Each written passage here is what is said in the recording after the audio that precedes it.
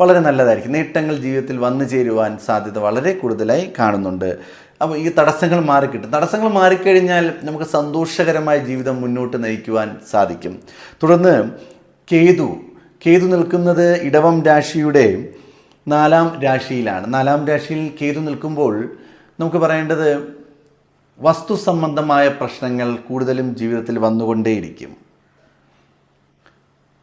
നിങ്ങൾക്ക് വീട് വയ്ക്കുന്ന വ്യക്തിയാണ്, നിങ്ങളിപ്പോൾ വീട് വച്ചുകൊണ്ടിരിക്കുകയാണ്, പൂർത്തിയാക്കാൻ പറ്റാത്ത രീതിയിലുള്ള തടസ്സം, അല്ലെങ്കിൽ നിങ്ങൾ പൂർത്തിയാക്കി കഴിഞ്ഞാലും പണി പൂർത്തിയാകാതെ വീണ്ടും പണികൾ വന്നുകൊണ്ടേയിരിക്കുന്നു.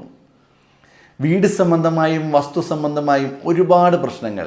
നിങ്ങളിപ്പോൾ വസ്തു വാങ്ങുകയാണെന്നുണ്ടെങ്കിൽ നഷ്ടം സംഭവിക്കുന്നു, വസ്തു വിൽക്കുകയാണെന്നുണ്ടെങ്കിൽ അതിലും നഷ്ടം സംഭവിക്കുന്നു. വീടുകൾ മാറാനുള്ള സാധ്യത, വീടുകളിൽ ക്ഷയിച്ച അവസ്ഥയാണ്, അതൊരു സന്തോഷവും സമാധാനവും ഇല്ലാത്ത അവസ്ഥ, കുടുംബാംഗങ്ങൾ തമ്മിൽ അഭിപ്രായ വ്യത്യാസങ്ങൾ എന്നിങ്ങനെ ഒരുപാട് പ്രശ്നങ്ങൾ ജീവിതത്തിൽ കടന്നു വന്നുകൊണ്ടിരിക്കുന്ന സമയമാണ്. അപ്പോൾ വളരെയധികം സൂക്ഷിക്കുക, ശ്രദ്ധിക്കുക.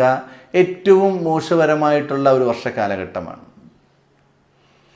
വ്യാഴത്തെ കൊണ്ട് ഗുണഫലമുണ്ടാകാം, ശനിയെ കൊണ്ട് ഗുണഫലമുണ്ടാകാം, രാഹുവിനെ കൊണ്ട് അധികം പ്രശ്നമില്ലാതെ ഒരു പരിധിവരെ ഗുണവും ദോഷവുമായി മുന്നോട്ട് പോകാം എന്നുണ്ടെങ്കിൽ കേതുവിനെ കൊണ്ട് നമുക്ക് വളരെയധികം ദോഷങ്ങൾ തന്നെയായിരിക്കും ജീവിതത്തിൽ ഉണ്ടാകുന്നു. കുടുംബപരമായ അഭിപ്രായ വ്യത്യാസങ്ങൾ, കുടുംബത്തിനുള്ളിൽ സമാധാനമില്ലാത്ത അവസ്ഥ, സാമ്പത്തികപരമായ ബുദ്ധിമുട്ടുകൾ, കുടുംബത്തിന് വേണ്ടി സാമ്പത്തികം ചിലവായിക്കൊണ്ടേയിരിക്കുന്നു.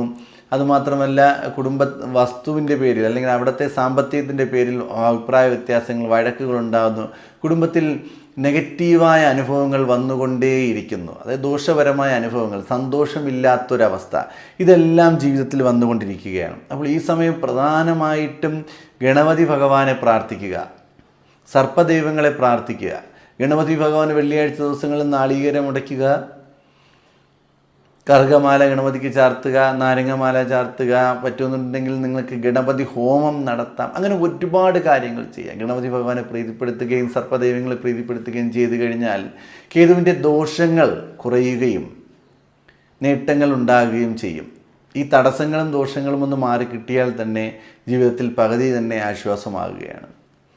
അപ്പോൾ ആത്മാർത്ഥമായി പ്രാർത്ഥിക്കുക.